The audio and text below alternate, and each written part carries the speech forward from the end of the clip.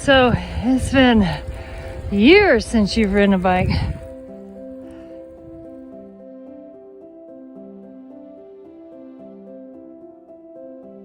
This past year, my knee started really giving out on me, and I would wear my knee sleeves, and I fell 6 times. I just give out. I broke my hand. I got knocked out twice.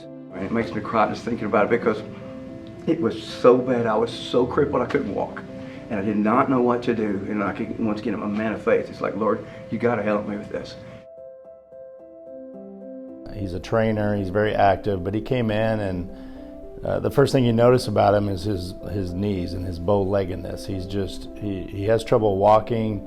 When your knee is that deformed to the level his was, it's very difficult to walk. You have this shift in your knee. He definitely knew that he had problems with his knees, and his knee pain definitely limited his life. And so we talked about conservative things that he had had in the past, and we ultimately decided on surgery.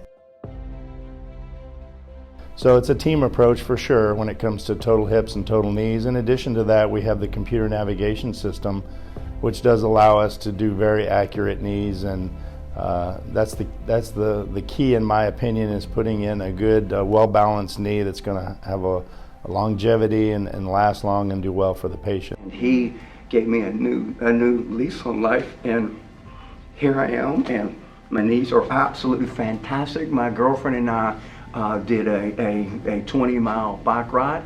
We're up 8,500 feet as far as Utah. It's phenomenal. He's the best.